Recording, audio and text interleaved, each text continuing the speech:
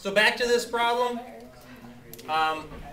The first thing, if you're going to do the shell method and you have a horizontal axis of revolution, you need to know that we're integrating with respect to y. It's different. We're integrating with respect to y. The reason, look at, every time we change, my change is in y. Like over there, my changes are all with respect to x. My shells are stacking on top of each other, so my delta is my y. Okay? So, here's what I know so far. It's 2 pi r h dy. Okay? My boundaries of integration, since I'm going y, I'm going from 0 all the way up to that point. This point would be 4 comma 2. So I'm integrating from 0 to 2. Here's what I would do. If you have a shell method problem, do all of that first before you even start thinking. Okay? You've got it already outlined. You've got your boundaries. You've got 2 pi. You've got the r. And you've got the h. And you know you're integrating with respect to y. So if you have a dy there, and you start putting x's in here, you know you did something wrong. So you know you need to write expressions in terms of y here. Okay? What is my radius in terms of y? Yeah, I'm going to have to go by. Final answer. I disagree. 2y. What is that ordered pair right there? Oh my goodness. Generally, as general as you can get. X comma y.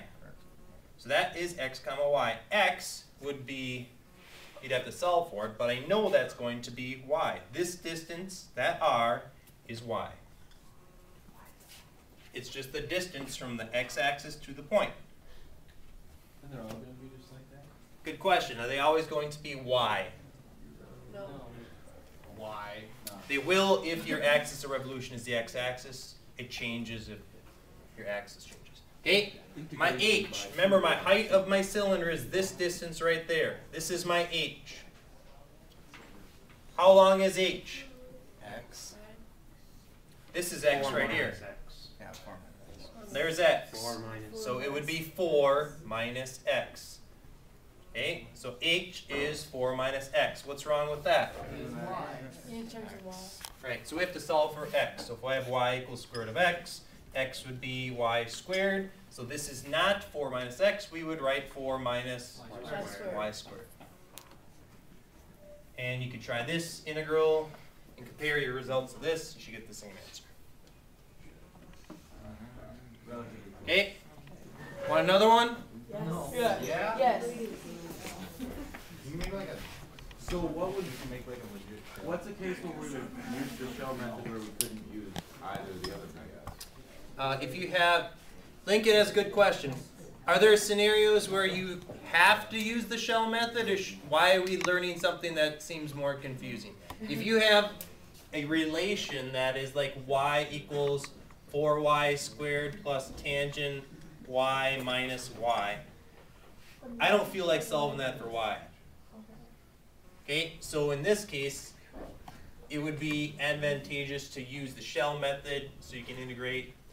I guess the way the functions are written, it'll be easier one way or the other.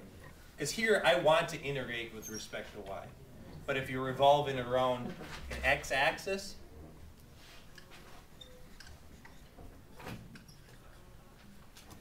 if I'm revolving this around an x-axis, I could do the shell or the disk or the washer method, but I'd have to have my equation in terms of x, and I can't solve that.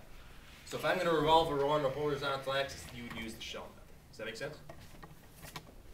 All right, so let's say I have y equals x.